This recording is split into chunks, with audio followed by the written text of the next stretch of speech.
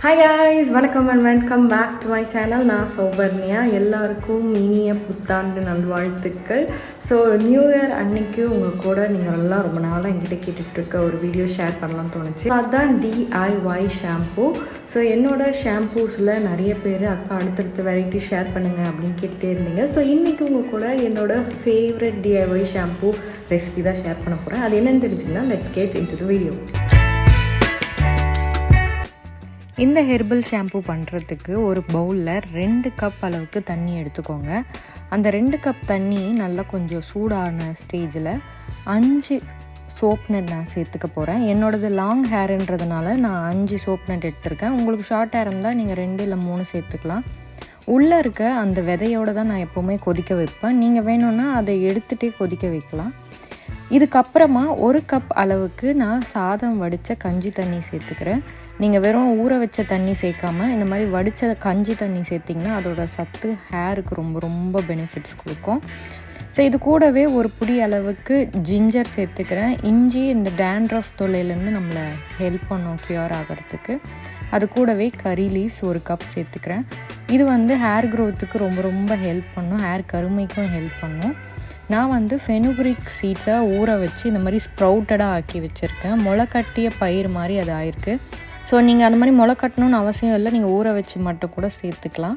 அது ஒரு 2 table spoon அளவுக்கு சேர்த்துக்கிறேன். இது நான் சொல்கிற அளவு மொத்தமே பார்த்திங்கன்னா 3 கப் தண்ணி அளவுக்கான மெஷர்மெண்ட். இது கூட 1 டேபிள் ஸ்பூன் அளவுக்கு ஃப்ரெஷ் ஆலோவேரா ஜெல் சேர்த்துக்கோங்க. நான் இந்த ஷாம்பூ அளவு எனக்கு 2 வாட்டி ஹேர் வாஷ்க்கு யூஸ் ஆகும் என்னோடய லாங் ஹேருக்கு. நீங்கள் ஷார்ட் ஹேருக்கு இல்லைனா ஃபஸ்ட் டைம் ட்ரை பண்ணுறீங்கன்னா இதோட பாதி அளவை நீங்கள் ட்ரை பண்ணுங்கள். இப்படி எல்லா இன்க்ரீடியண்ட்டையும் சேர்த்ததுக்கப்புறம் இதை நல்லா பொங்கி வரும், அதனால் கலரிக்கிட்டே இருங்க. இது மாதிரி கலரிக்கிட்டே இருக்கும் போது நம்ம போட்ட இன்க்ரீடியண்ட் எல்லாம் வெந்து இருக்கணும், அவ்வளோதான் அவங்களோட பதம். மற்றபடி அது குழப்பாக இருக்கணும் அப்படின்லாம் இல்லை. போட்ட இன்க்ரீடியண்ட் எல்லாம் நல்லா வெந்திருக்கா அப்படின்னு பாருங்கள்.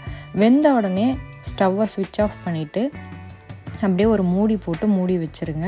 இது அப்படியே கூல் டவுன் ஆகணும், நல்லா ஆறிடணும். ஸோ நீங்கள் நைட்டு ப்ரிப்பேர் பண்ணி வச்சிங்கன்னா மறுநாள் காலையில் எல்லாம் அதிலே ஊறி ஆறி போயிருக்கும். ஸோ நைட்டு ஃபுல்லாக ஊற வச்சு நல்லா ஆறிப்போன நம்மளோட ஷாம்பு பார்க்குறதுக்கு இப்படி தான் இருக்கும். இப்போ நம்ம போட்டு உள்ள இன்க்ரீடியண்ட்டை தனியாக அந்த தண்ணியை தனியாக நம்ம பிரித்து எடுத்துக்க போகிறோம். பிரித்து எடுத்துகிட்டு அந்த இன்க்ரீடியண்ட் எல்லாம் ஒரு மிக்ஸி ஜாரில் போட்டு இந்த கன்சிஸ்டன்சிக்கு நல்லா அரைச்சி எடுக்கணும்.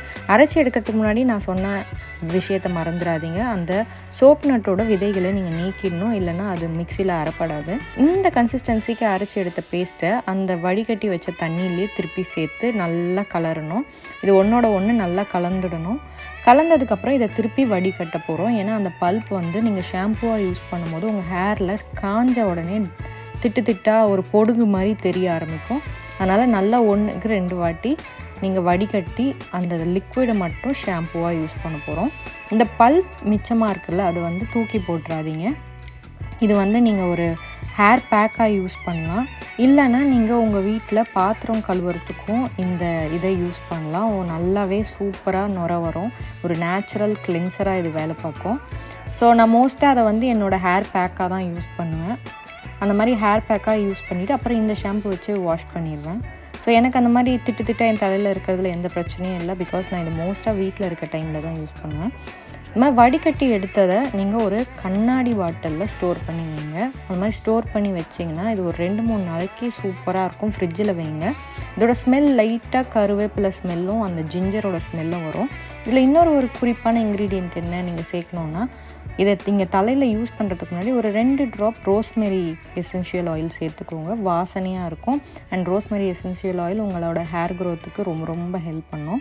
இது அப்படியே நேச்சுரலாக நீங்கள் கடையில் வாங்குகிற ஷாம்பில் என்ன நுர வருமோ அந்தளவுக்கு நுர வரும். உங்கள் ஹேரில் இருக்க எல்லா பிசு அண்ட் ஆல்சோ நீங்கள் ஆயில் எவ்வளோ வச்சுருந்தாலும் அதை ரிமூவ் பண்ணுறதுக்கும் ஹெல்ப் பண்ணும். தேங்க்யூ ஸோ மச் ஃபார் வாட்சிங். ஐ ஹோப் உங்களுக்கு இந்த ரெசிபி ரொம்ப பிடிக்கும்னு நம்புகிறேன். இது ரொம்ப ரொம்ப ஹெல்தி உங்கள் ஹேருக்கு. இது எப்படி நான் சொன்ன மெத்தட்லேயே நீங்கள் ட்ரை பண்ணி உங்களோட ஹேரில் யூஸ் பண்ணுங்கள். இது வீக்லி நீங்கள் ஒன்ஸ் ரெடி பண்ணி வச்சுட்டிங்கன்னா 3 நாளுக்கு ஃப்ரிட்ஜில் நல்லாயிருக்கும். அப்படி உங்களுக்கு இது ரொம்ப நாள் நல்லா இருக்கணும்னா ஃப்ரீஸ் பண்ணிவிடுங்க.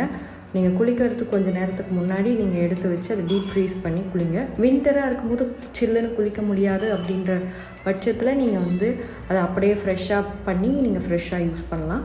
நான் நெக்ஸ்ட் டே குளிக்கிறேன்னா நான் நைட்டே ப்ரிப்பேர் பண்ணி வச்சுருவேன். இப்படி தான் நான் அதை பண்ணிகிட்ருக்கேன். ஸோ ஹோப் உங்களுக்கு இந்த வீடியோ பிடிச்சிருக்கோன்னு நம்புகிறேன். இந்த நியூ இயர் உங்கள் கூட நான் நிறைய வீடியோ ஷேர் பண்ணணுன்னு ஆசைப்பட்றேன். ஹோப்ஃபுல்லி கண்டிப்பாக நான் அதை ஷேர் பண்ணுவேன்னு நம்புகிறேன். ஸோ மறக்காமல் வீடியோவை லைக், ஷேர், கமெண்ட் பண்ணுங்கள். அண்ட் நம்ம சேனலை இன்னும் சப்ஸ்கிரைப் பண்ணலாம். சப்ஸ்கிரைப் பண்ணிட்டு பக்கத்துக்கு பெல் ஐக்கனும் ப்ரெஸ் பண்ணிக்கோங்க. ஒரு சூப்பர் டூப்பர் வீடியோட உங்களை அடுத்தடுத்து பார்க்க வரேன். அண்ட் கௌதி சோபிலையும் இன்றைக்கி சண்டே சமையல் வீடியோ வந்திருக்கு, அதையும் மறக்காமல் செக் பண்ணுங்கள். See you, bye bye.